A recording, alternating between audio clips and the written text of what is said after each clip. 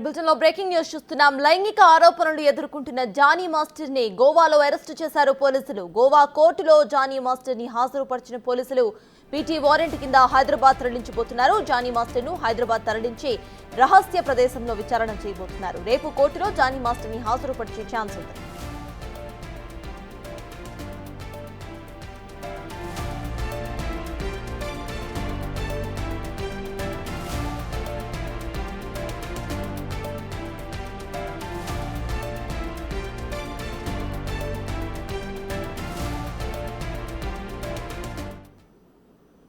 మొత్తానికి ఇటు Johnny master ఎదుర్కొంటున్న ఈ లైంగిక ఆరోపణల కేసులో ఒక డెవలప్మెంట్ అయితే కనిపిస్తుంది. ఇటు జానీ మాస్టర్ ని గోవాలో అరెస్ట్ చేసినట్టు తెలుస్తోంది పోలీసులు. ఇదే విషయంపై పూర్తి డీటెయిల్స్ మా ప్రతినిధి రాణా అందిస్తారు.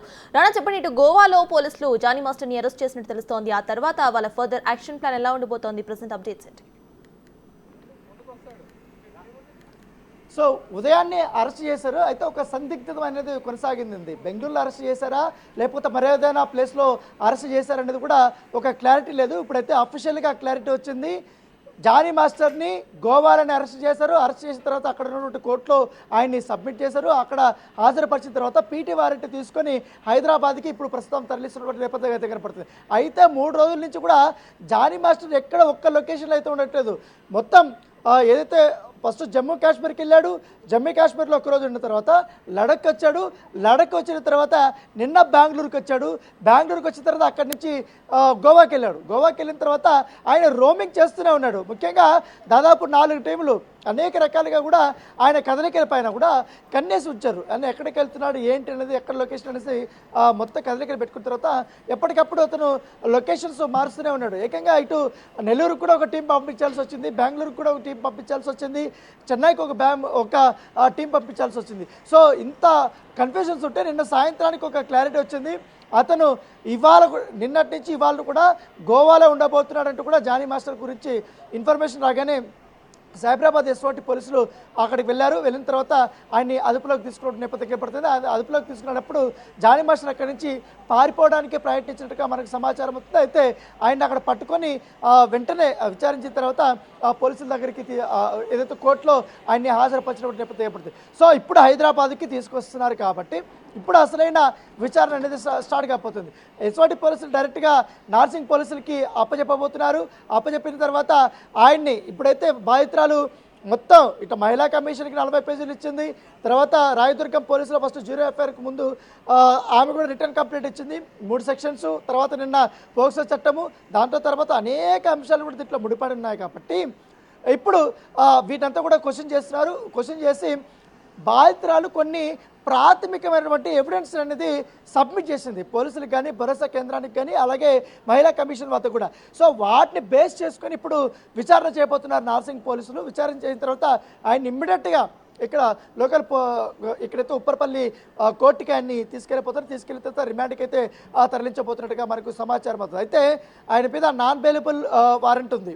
దానితో పాటు ఇప్పుడు పోక్సో చట్టం ఖచ్చితంగా కూడా ఆయనకి మెడ చుట్టుకుందని చెప్పుకోవచ్చు. ఎందుకంటే చాలా ఎక్కువ ఇంపాక్ట్ ఉన్నటువంటి సెక్షన్సే జానీ మాస్టర్ మీద పెట్టేటువంటి పరిస్థితి కనపడుతుంది. దీనిపై నుంచి ఆయన తప్పించుకోవడం అనేది ఇంపాసిబుల్ అంటున్నారు. మరోవైపు ఆయన ఇన్ని రోజులు ప్రెసిడెంట్గా ఉన్నటువంటి డాన్సర్స్ అసోసియేషన్లో కొంతమంది జానీ మాస్టర్కి అనుకూలంగా ధర్నాలు చేయడానికి సిద్ధమైనట్టుగా మనకు సమాచారం అవుతుంది. దేనికంటే ఎవరైతే బాధితులు కానీ జానీ మాస్టర్ కానీ మొదట బాధితురాలు జానీ మాస్టర్ జాయిన్ అయినప్పటి నుంచి కూడా ఆమె మెలిగినటువంటి సన్నిహితంగా కానీ అవన్నీ కూడా చాలా క్లోజ్గా ఉన్నారు.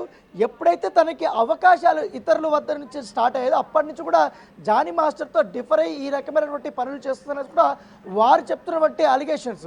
సో ఆ రకంగా కూడా వాళ్ళు కూడా ధర్నా చేయబోతున్నట్టుగా మనకు సమాచారంతో కాయను ఒకవైపే చూస్తున్నారు, కాయను రెండో వైపు ఎవరు చూడట్లేదు అనేది కూడా వారు చెప్తున్నటువంటి వర్షన్.